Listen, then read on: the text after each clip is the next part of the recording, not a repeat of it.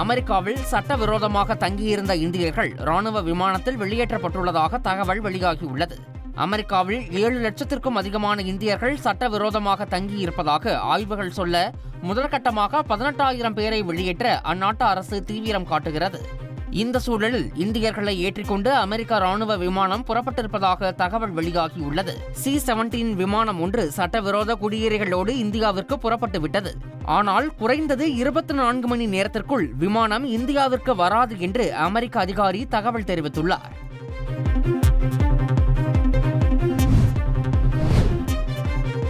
வரும் 13ஆம் தேதி அமெரிக்க அதிபர் டொனால்டு டிரம்பை பிரதமர் மோடி சந்திக்க உள்ளதாக தகவல் வெளியாகியுள்ளது. இந்த சந்திப்பின் போது பிரதமர் மோடிக்கு அமெரிக்க அதிபர் டொனால்டு டிரம்ப் இரவு விருந்தளிக்க உள்ளதாக கூறப்படுகிறது. கடந்த மாதம் 20ஆம் தேதி அமெரிக்க அதிபர் டொனால்டு டிரம்ப் பதவியேற்பு விழாவில் பங்கேற்க பிரதமர் மோடிக்கு அழைப்பு விடுக்கப்படவில்லை என சர்ச்சை எழுந்த நிலையில் இந்த சந்திப்பு முக்கியத்துவம் வாய்ந்ததாக பார்க்கப்படுகிறது.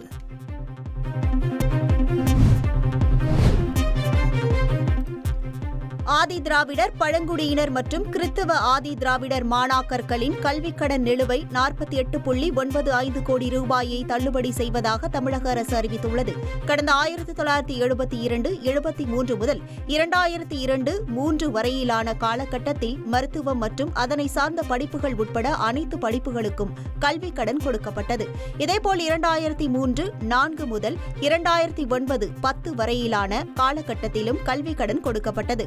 கல்விக்கடன் நிலுவை 48.95 கோடி ரூபாயை வசூலிக்க சரியான பதிவேடுகள் இல்லாததாலும் சம்பந்தப்பட்ட நபர்களை அடையாளம் காண இயலாததாலும் சிறப்பினமாக கருதி கடன் முழுவதும் தள்ளுபடி செய்வதாக அரசு உத்தரவிட்டுள்ளது.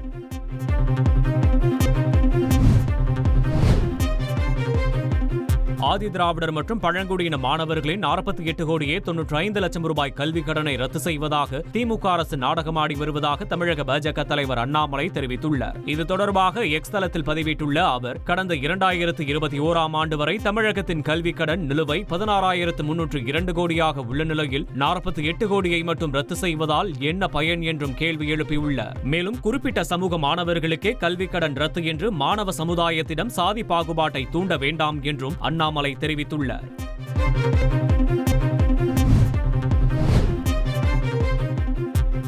வாரத்திற்கு அதிகபட்ச வேலை நேரத்தை 70 அல்லது 90 மணி நேரமாக உயர்த்தும் திட்டம் எதுவும் அரசின் பரிசீலனையில் இல்லை என தொழிலாளர் மற்றும் வேலைவாய்ப்புத்துறை இணையமைச்சர் சோபா கரந்தலாஜே மக்களவையில் எழுத்துப்பூர்வமாக பதிலளித்துள்ளார். சமீபத்தில் L&T தலைவர் சுப்பிரமணியன் மற்றும் இன்ஃபோசிஸ் இணை நிறுவனர் நாராயணமூர்த்தி வேலை நேரம் குறித்து தெரிவித்த கருத்துக்கள் சர்ச்சையாகிய நிலையில் அரசு இதனை தெளிவுபடுத்தியுள்ளது.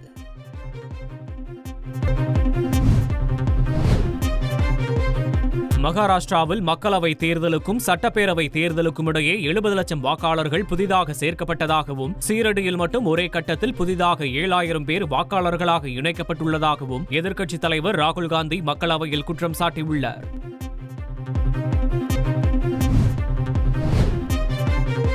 பாஜக ஆட்சி செய்யாத மாநிலங்களில் குழப்பத்தை ஏற்படுத்த மத்திய அரசு ஆளுநர்களை பயன்படுத்துகிறது என்று திமுக எம்பி கனிமொழி குற்றம் சாட்டினார். மக்களவையில் குடியரசுத் தலைவர் உரை மீதான விவாதத்தில் கலந்து கொண்டு பேசிய அவர், எதிர்க்கட்சிகளை அச்சுறுத்த வருமான வரித்துறை, CBI, அமலாக்கத்துறை போன்றவற்றை மத்திய அரசு பயன்படுத்தி வருகிறது என்று கூறினார். மேலும் பாஜக ஆட்சி செய்யாத மாநிலங்களில் குழப்பத்தை ஏற்படுத்த மத்திய அரசு ஆளுநர்களை பயன்படுத்துகிறது என்றும் ஆளுநர்களை தங்கள் பிரதிநிதியாக மத்திய அரசு பயன்படுத்தி வருகிறது என்றும் அவர் குற்றம் சாட்டினார்.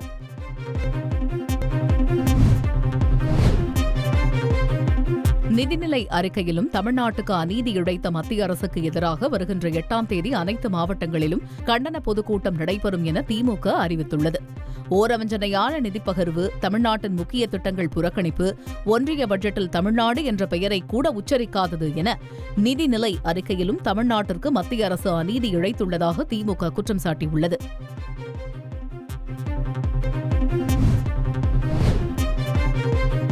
தமிழகத்தின் பல்வேறு பகுதிகளிலும் இந்து முன்னணி நிர்வாகிகளை போலீசார் கைது செய்துள்ளனர். திருப்பரங்குன்றம் மலையை மீட்க இன்று போராட்டம் நடத்த உள்ளதாக இந்து முன்னணி அமைப்பு அறிவித்துள்ளது. இதனால் மதுரையில் 144 தடை உத்தரவு பிறப்பிக்கப்பட்டுள்ளது. இந்நிலையில் சிவகாசி, ராமநாதபுரம், நெல்லை, கும்பகோணம் உள்ளிட்ட பல்வேறு பகுதிகளில் இந்து முன்னணி நிர்வாகிகளை போலீசார் வீட்டுக்காவல் மற்றும் கைது செய்யும் நடவடிக்கையில் ஈடுபட்டுள்ளனர்.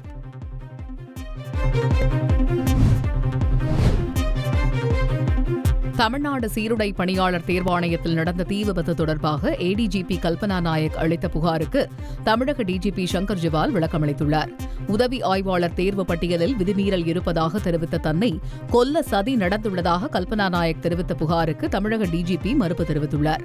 31 சாட்சியங்கள், தடயவியல் நிபுணர்கள், தீயணைப்புத்துறை, மின்துறை ஆகியோரிடம் இருந்து பெறப்பட்ட விளக்கத்தின்படி மின்கசிவு காரணமாகவே தீ விபத்து ஏற்பட்டது தெரியவந்தது என்று தெரிவித்துள்ளார். இது திட்டமிடப்பட்ட செயல் இல்லை என்றும் டிஜிபி விளக்கமளித்துள்ளார்.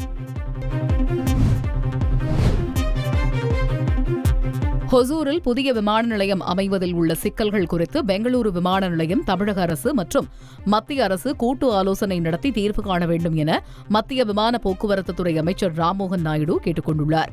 மாநிலங்களவையில் இது தொடர்பாக அதிமுக எம்பி தம்பிதுரை எழுப்பிய கேள்விக்கு பதிலளித்த அவர், ஒரு விமான நிலையத்தில் இருந்து 150 கிலோமீட்டர் தொலைவிற்குள் மற்றொரு விமான நிலையம் வராது என்ற ஒப்பந்தம் இருப்பதையும் சுட்டிக்காட்டினார்.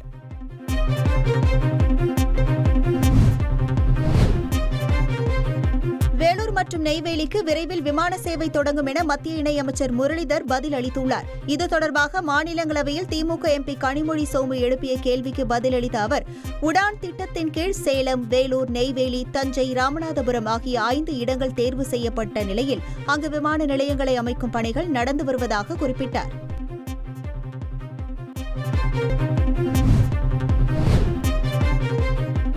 சென்னை காணத்தூர் கிழக்கு கடற்கரை சாலையில் பெண்கள் துரத்தப்பட்ட விவகாரத்தில் புதிய வீடியோ காட்சிகள் வெளியாகியுள்ளது.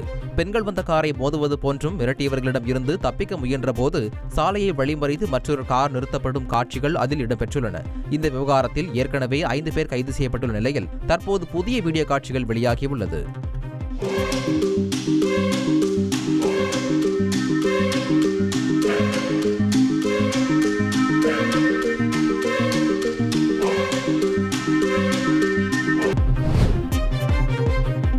ஆந்திராவில் காதலின் குழந்தைகளை செல்போன் சார்ஜர் வயரால் கடுமையாக தாக்கிய நபரை பிடித்து போலீசார் விசாரணை நடத்தி வருகின்றனர். ஏலூர் மாவட்டம் ஜங்காரெட்டி கூடத்தைச் சேர்ந்த சசி என்பவர் கருத்து வேறுபாடு காரணமாக கணவரை பிரிந்து தனது 3 குழந்தைகளுடன் அதே ஊரைச் சேர்ந்த பவன் என்பவருடன் வசித்து வருகிறார். இந்நிலையில் சசியின் குழந்தைகள் உதயகுமார், ராகுல், ரேணுகா ஆகியோரை பவன் செல்போன் சார்ஜர் வயரை கொண்டு கடுமையாக தாக்கியுள்ளார். மேலும் காயத்தின் மீது மிளகாய் தூளை கொட்டியதால் குழந்தைகள் அலறி துடித்தனர். இந்நிலையில் அக்கம் பக்கத்தினர் குழந்தைகளை மீட்டு மருத்துவமனையில் சேர்த்தனர். இச்சம்பவம் குறித்து வழக்கு பதிவு செய்த போலீசார் பவனை பிடித்து விசாரணை நடத்தி வருகின்றனர்.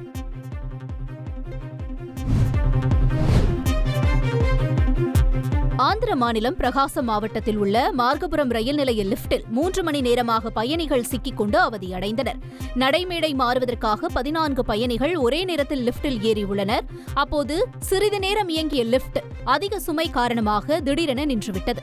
இதனால் லிப்டில் சிக்கிக்கொண்ட பயணிகள் 3 மணி நேரம் அவதிக்கு ஆளாகினர். அலறல் சத்தம் கேட்டு விரைந்து வந்த ரயில்வே போலீசார் தொழில்நுட்ப வல்லுநர்கள் இல்லாததால் லிப்ட் மேல் உள்ள மின்விசிறியை அகற்றி அதன் வழியாக பயணிகளை ஒவ்வொருவராக மீட்டு வெளியே கொண்டு வந்தனர்.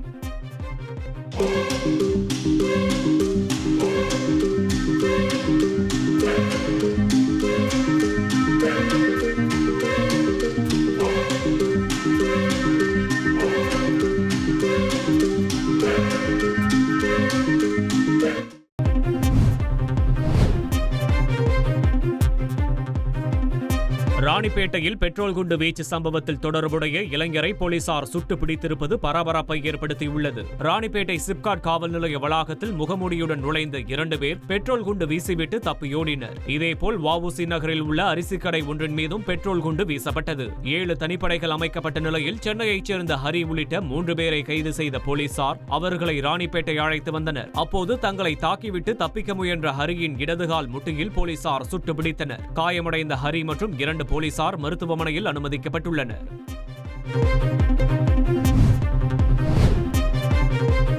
சென்னை அம்பத்தூர் அருகே கை விலங்கோடு தப்பியோடிய கைதியை போலீசார் வலைவீசி தேடி வருகின்றனர். 15 வயது சிறுமியை பின்தொடர்ந்து தொல்லை கொடுத்த ஜே நகர் பகுதியைச் சேர்ந்த பிரேம்நாத் என்பவரை போலீசார் கைது செய்தனர். இதையடுத்து நீதிபதியிடம் ஆஜர்படுத்த அழைத்துச் சென்ற போது வாந்தி வருவதாக கூறி கை விலங்கோடு தப்பியோடியுள்ளார். தப்பியோடிய குற்றவாளியை ஜே நகர் போலீசார் தேடி வருகின்றனர்.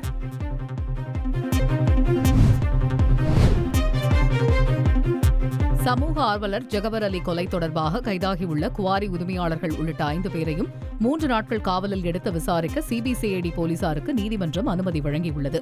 புதுக்கோட்டை மாவட்டம் வெங்களூரைச் சேர்ந்தவர் ஜகபர் அலி. சட்டவிரோத கனிம கொள்ளைக்கு எதிராக புகார் அளித்த இவரை குவாரி உரிமையாளர்கள் லாரி ஏற்றி கொன்றனர். கொலை தொடர்பாக 5 பேர் கைதான நிலையில் அவர்களின் நீதிமன்ற காவல் முடிவடைந்தது. இந்த நிலையில் 5 பேரையும் 3 நாட்கள் காவலில் எடுத்து விசாரிக்க சிபிசிஐடிக்கு புதுக்கோட்டை நீதித்துறை நடுவர் நீதிமன்றம் உத்தரவிட்டுள்ளது.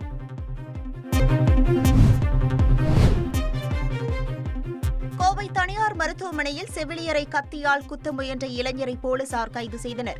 மருத்துவமனை வளாகத்தில் உள்ள விடுதியில் தங்கியிருந்த செவிலியர் பிரியாவை நாகர்கோவிலை சேர்ந்த சுஜித் என்ற இளைஞர் அத்துமீறி நுழைந்து கழுத்தை நெரித்து கத்தியால் குத்த முற்பட்டுள்ளார். இதில் பிரியாவின் கைகளில் காயம் ஏற்பட்ட நிலையில் விடுதி காப்பாளர்கள் மற்றும் மருத்துவமனை காவலாளிகள் சுஜித்தை பிடித்து காவல் நிலையத்தில் ஒப்படைத்தனர். பிரியாவும் சுஜித்தும் சில ஆண்டுகளாக காதலித்து வந்த நிலையில் பிரியா திடீரென பேசுவதை நிறுத்தியதால் சுஜித் தாக்குதலில் ஈடுபட்டது தெரியவந்துள்ளது.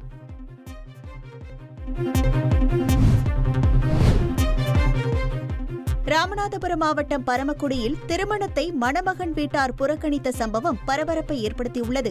பாண்டி, குஷியா காந்தி ஆகியோருக்கு திருமணம் நிச்சயிக்கப்பட்ட நிலையில் திடீரென மணமகன் வீட்டார் திருமணம் நடைபெறாது என தெரிவித்ததாக கூறப்படுகிறது. இது தொடர்பான புகாரில் போலீசார் விசாரித்த நிலையில் மணமகன் பாண்டி சம்மதித்ததால் திருமண வேலைகள் நடைபெற்று வந்தன. இந்த நிலையில் திருமணம் நடைபெறவிருந்த கோவிலுக்கு மாப்பிள்ளை வீட்டார் வராத நிலையில் அவர்களது செல்போன் எண்களும் அணைத்து வைக்கப்பட்டன. இது தொடர்பாக மணப்பெண் வீட்டார் மீண்டும் காவல் நிலையத்தில் புகார் அளித்துள்ளனர்.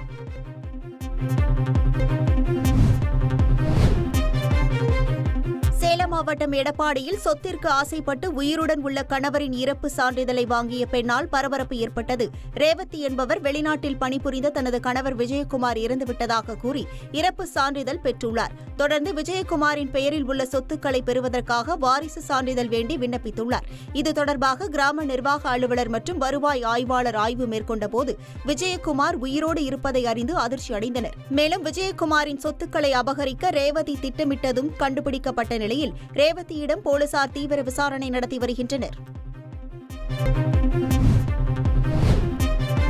நாமக்கல் அருகே ஒரே குடும்பத்தை சேர்ந்த தாய் மற்றும் 2 குழந்தைகள் தண்ணீர் தொட்டியில் மூழ்கி உயிரிழந்த சம்பவம் சோகத்தை ஏற்படுத்தியுள்ளது. பெரிய மணலியை சேர்ந்த உதவி பேராசிரியர் ரவிக்குமார், இவருக்கு இந்துமதி என்ற மனைவியும் 3 வயது மற்றும் 11 மாதத்தில் 2 ஆண் குழந்தைகளும் இருந்தனர். தனது தந்தை வீட்டிற்கு இந்துமதி சென்றிருந்த போது 3 வயது குழந்தை தண்ணீர் தொட்டியில் விழுந்துள்ளது. குழந்தையை காப்பாற்ற 11 மாத கை குழந்தையுடன் தண்ணீர் தொட்டியில் இந்துமதி விழுந்த நிலையில் மூவரும் நீரில் மூழ்கி பரிதாபமாக உயிரிழந்தனர். ராமநாதபுரம் மாவட்டம் புதுமடம் விலக்கு பகுதியில் விபத்தில் மரணத்தின் விளிம்பிற்கே சென்று தப்பிய இருசக்கர வாகன ஓட்டியால் அந்த பகுதியே பரபரப்பானது. சாலையில் சென்று கொண்டிருந்த இருசக்கர வாகன ஓட்டி ஒருவர் பின்னால் பேருந்து வருவதை கவனிக்காமல் திடீரென திரும்பியுள்ளார். உடனே சுதாரித்துக் கொண்ட பேருந்து ஓட்டுநர் அவர் மீது மோதாமல் சடன் பிரேக் போட்டதால் இருசக்கர வாகன ஓட்டி நூலிழையில் உயிர் தப்பினார். இந்த விபத்து தொடர்பான வீடியோ சமூக வலைதளங்களில் பரவி பார்ப்போரை பதைபதைக்க வைத்துள்ளது.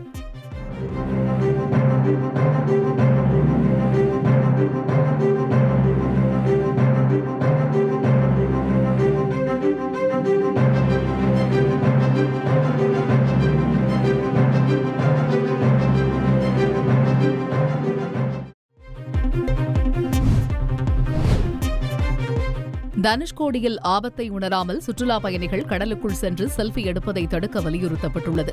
தனுஷ்கோடிக்கு வருகை தரும் சுற்றுலா பயணிகள் ஆபத்தான முறையில் கடலுக்குள் சுமார் 1.5 கிலோமீட்டர் தூரத்திற்கு சென்று புகைப்படம் மற்றும் செல்ஃபி எடுப்பது, விளையாடி மகிழ்வது போன்ற செயலில் ஈடுபடுகின்றனர். கடல் சீற்றம் போன்ற நேரங்களில் இது ஆபத்தை ஏற்படுத்தலாம் என்பதால் சுற்றுலா பயணிகள் கடலுக்குள் செல்வதை தடுக்க வேண்டும் என காவல்துறையை சமூக ஆர்வலர்கள் வலியுறுத்தியுள்ளனர்.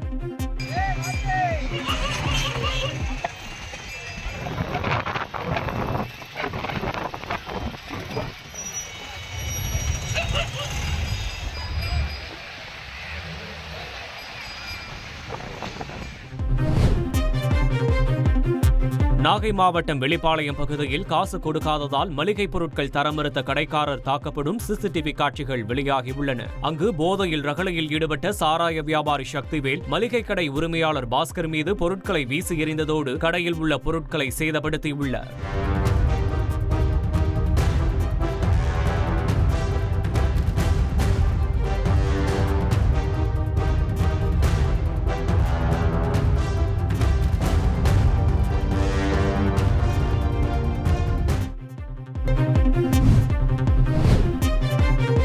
சென்னையில் தனியார் உணவகத்தின் பார்சலில் கரப்பான் பூச்சி கிடந்ததாக உணவு பாதுகாப்புத்துறை அதிகாரிகளுக்கு புகார் சென்றுள்ளது. சென்னை திருவொற்றியூரைச் சேர்ந்த முருகன் என்பவர் தனது மனைவிக்கு உணவகம் ஒன்றில் சாம்பார் சாதம் பார்சல் வாங்கியதாக கூறப்படுகிறது. முதலில் காய்ந்த மிளகாய் உள்ளதாக நினைத்த அவர் பின்பு அதை கரப்பான் பூச்சி என்பதை அறிந்து அதிர்ச்சி அடைந்துள்ளார். இது தொடர்பாக உணவு பாதுகாப்பு அதிகாரிகளுக்கு தொலைபேசி வாயிலாக முருகன் புகார் அளித்துள்ளார். கரப்பான்பூச்சி இருக்குன்னு சொல்லிட்டு பார்த்துட்டு அங்கே ஹோட்டலில் கேட்டிங்களா இல்லை கம்ப்ளைண்ட்? நான் வந்து லாஸ்ட்டாக பசங்க சாப்பிடுது சார். நான் செகண்ட் டைம் நான் வந்து இது வேஸ்ட் பண்ண சாப்பிட சொல்லிட்டு நான் சாப்பிடும் போது அது மிளகா லஞ்சுன்னு வாங்கி எடுத்து போனால் கரப்பான்பூச்சி அது. சரி, அதனால அப்படியே எடுத்துன்னு வந்துட்டேன்.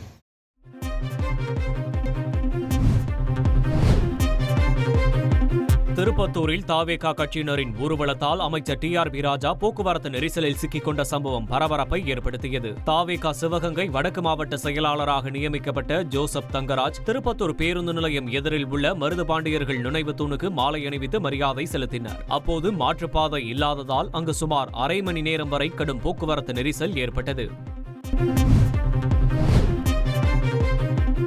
தூத்துக்குடி மாவட்டம் திருச்செந்தூர் முருகன் கோவிலில் நாழி கிணற்றை புதுப்பிக்கும் பணிகள் தொடங்கியுள்ளன. இதனால் தீர்த்த தொட்டியில் தீர்த்தம் நிரப்பப்பட்டு அங்கு பக்தர்கள் நீராட ஏற்பாடு செய்யப்பட்டுள்ளது. நாழி கிணற்றிற்கு வெளியே செய்யப்பட்டுள்ள இந்த ஏற்பாட்டிற்கு பக்தர்கள் ஒத்துழைப்பு வழங்க வேண்டும் என்று கோவில் இணை ஆணையர் ஞானசேகரன் கேட்டுக் கொண்டுள்ளார்.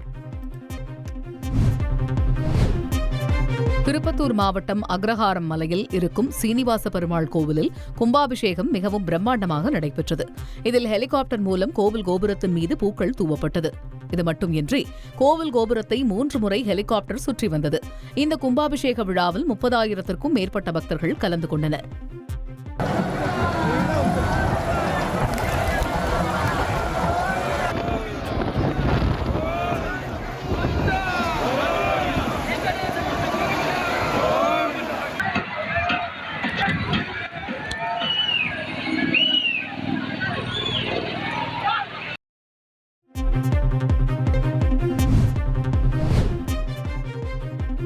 கேரள தமிழக எல்லையான கன்னியாகுமரி மாவட்டம் அருமானூர் பகுதியில் உள்ள ஸ்ரீ நயினார் தேவர் கோவில் திருவிழா வெகு விமர்சையாக நடைபெற்றது.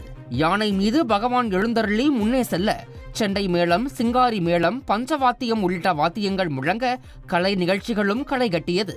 பகவான் ஊர்வலம் சென்ற இடங்களில் எல்லாம் பக்தர்கள் பூஜை செய்து சிறப்பான வரவேற்பளித்து வழிபட்டனர்.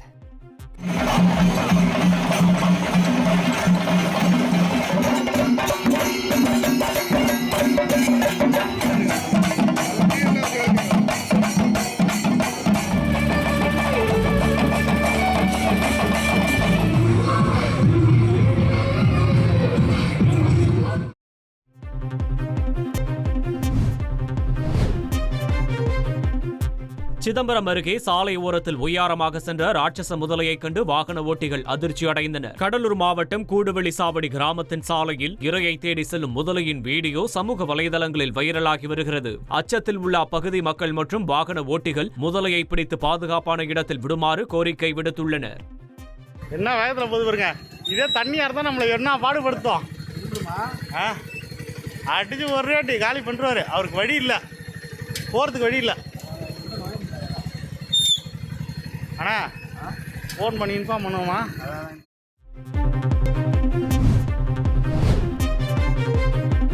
பொள்ளாச்சியில் புதிதாக பைக் வாங்கி 1 வாரத்திற்குள் இளைஞர் விபத்தில் உயிரிழந்த சம்பவம் சோகத்தை ஏற்படுத்தியுள்ளது. கோவை சேரன் நகர் பகுதியில் உள்ள தனியார் கார் நிறுவனத்தில் டெக்னீஷியனாக பணியாற்றி வந்த சந்தோஷ் என்பவர் தனது புதிய யமகா MT-15 பைக்கில் கோவையில் இருந்து பொள்ளாச்சி நோக்கி சென்றுள்ளார். கிணத்துக்கடவு மேம்பாலத்தை தாண்டி சென்று கொண்டிருந்த போது எதிர்பாராத விதமாக எதிரே வந்த பால் வேன் மோதியதில் தலையில் அடிபட்டு சம்பவ இடத்திலேயே பரிதாபமாக உயிரிழந்தார்.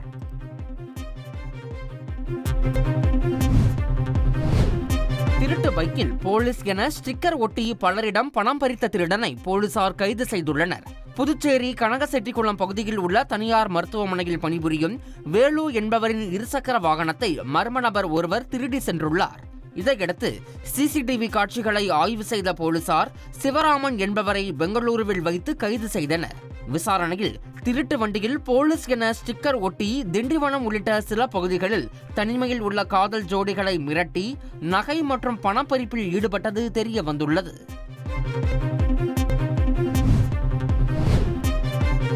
நாமக்கல் மாவட்டம் ராசிபுரம் அருகே காணாமல் போன அரசு பள்ளி மாணவி சடலமாக மீட்கப்பட்ட சம்பவம் பரபரப்பை ஏற்படுத்தியுள்ளது. புதுப்பட்டியில் உள்ள அரசு நடுநிலைப் பள்ளியில் 5ஆம் வகுப்பு படித்து வந்த மாணவி வீடு திரும்பாததால் பெற்றோர் காவல் நிலையத்தில் புகார் அளித்தனர். இதையடுத்து மாணவியை போலீசார் தேடி வந்த நிலையில் குட்டையில் சடலமாக கண்டெடுத்தனர். இதனிடையே மாணவியை மர்ம நபர்கள் கடத்திவிட்டதாக சமூக வலைதளங்களில் தகவல் பரவியதால் புதுப்பட்டி, ஈச்சப்பாறை பகுதிகளில் பெரும் பரபரப்பு நிலவியது.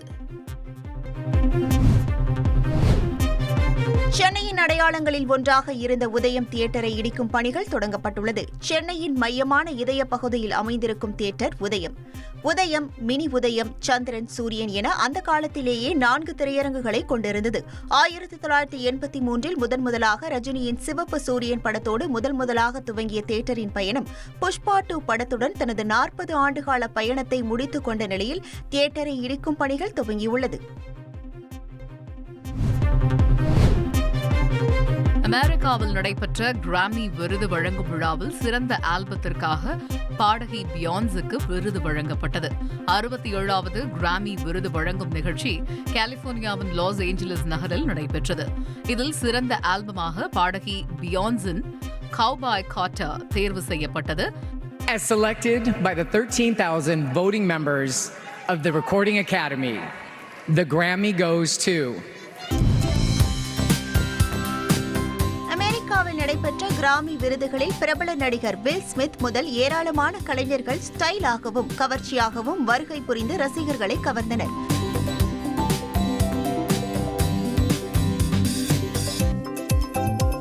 வில் ஸ்மித்தின் மகன் ஜேடன் ஸ்மித் தலையில் அரண்மனை போன்ற செட்டப்பை வைத்து வந்தது கவனம் ஈர்த்தது.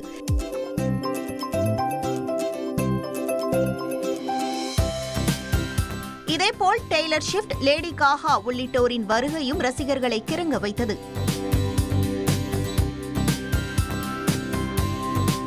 இது மட்டுமின்றி ஏராளமான கலைஞர்கள் விதவிதமான ஆடைகள், ஆபரணங்களுடன் சிவப்பு கம்பளத்தில் மிளிர்ந்தனர்.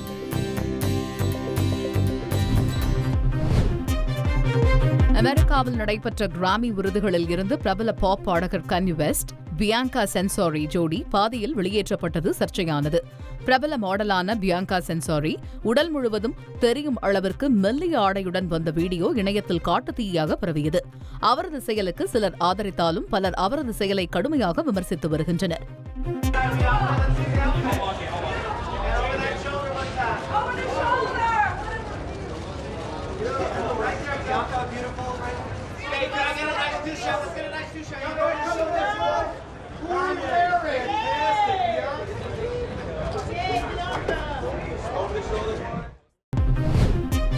கிரீஸின் சாண்டோரினி என்ற எரிமலை தீவிற்கு அருகே உள்ள ஏஜியன் கடலுக்கு அடியே கடந்த 3 நாட்களில் மட்டும் 200க்கும் மேற்பட்ட நிலநடுக்கங்கள் பதிவாகியுள்ளன. மேலும் நில அதிர்வு காரணமாக தீவில் முன்னெச்சரிக்கை நடவடிக்கைகள் தீவிரப்படுத்தப்பட்டுள்ளன. பள்ளிகள் மூடப்பட்டுள்ள நிலையில் ஏராளமான மக்கள் அங்கிருந்து வெளியேறி வருகின்றனர்.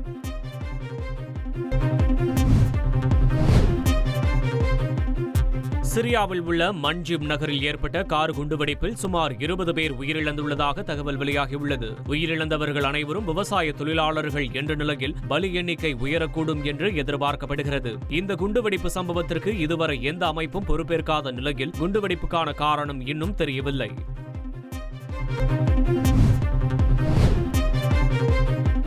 அமெரிக்காவில் 104 பயணிகளுடன் புறப்பட்ட விமானத்தின் என்ஜினில் திடீரென தீப்பிடித்ததால் பரபரப்பு ஏற்பட்டது. ஹூஸ்டனிலிருந்து நியூயார்க் செல்ல விமானம் தயாராக இருந்தது. விமான நிலைய ஓடுபாதையில் விமானத்தை இயக்கிய போது என்ஜினில் தீப்பிடித்தது உடனடியாக கண்டுபிடிக்கப்பட்டது. இதனையடுத்து பயணிகள் அனைவரும் பத்திரமாக கீழே இறக்கிவிடப்பட்டனர். இதில் யாருக்கும் காயம் ஏற்படவில்லை. இச்சம்பவம் குறித்து விசாரணைக்கு உத்தரவிடப்பட்டுள்ளது.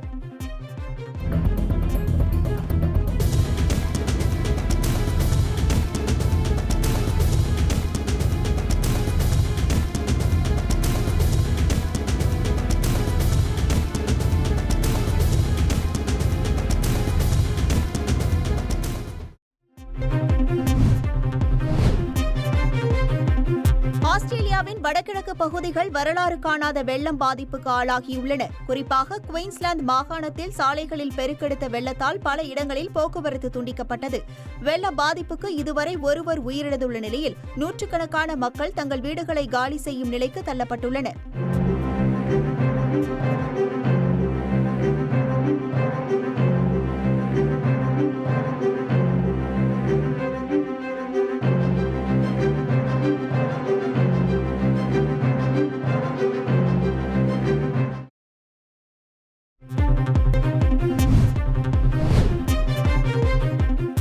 கட்டடம் மீது ஒளிர்ந்த டிஜிட்டல் கார்டு வீடியோ காட்சி பார்வையாளர்களை வெகுவாக கவர்ந்தது. பார்சிலோனாவில் நடைபெற்ற இந்த வீடியோ காட்சியை பார்வையாளர்கள் ஆர்வமாக தங்களது செல்போன்களில் படம் எடுத்து மகிழ்ந்தனர். இதனால் இரவாக இருந்த அந்த பகுதி பல வண்ண மின்னொளியில் மிளிர்ந்து அனைவரின் கவனத்தையும் ஈர்த்தது. Treasure this moment forever.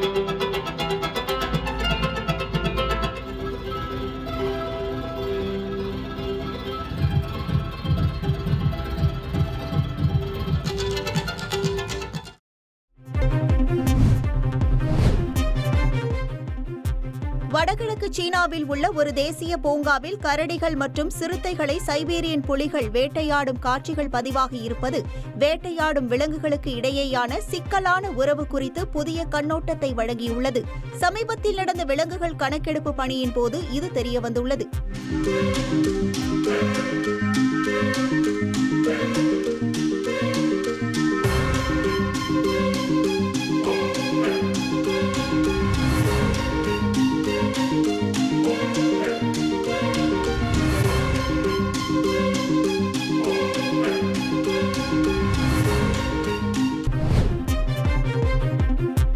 ICC junior மகளிர் T20 உலகக்கோப்பை அணியில் இந்தியாவைச் சேர்ந்த 4 வீராங்கனைகள் இடம்பெற்றுள்ளனர். மலேசியாவில் நடைபெற்ற இறுதிப் போட்டியில் தென்னாப்பிரிக்காவை வென்று இந்திய ஜூனியர் மகளிர் அணி சாம்பியனானது. இந்நிலையில் இந்த தொடரின் ஐசிசி அணியில் த்ரிஷா குங்கடி, கமலினி, ஆயுஷி சுக்லா, வைஷ்ணவி சர்மா ஆகிய 4 இந்திய வீராங்கனைகள் இடம் பிடித்துள்ளனர். தென்னாப்பிரிக்க வீராங்கனை கைலா ரெய்னே கேப்டனாக நியமிக்கப்பட்டுள்ளார்.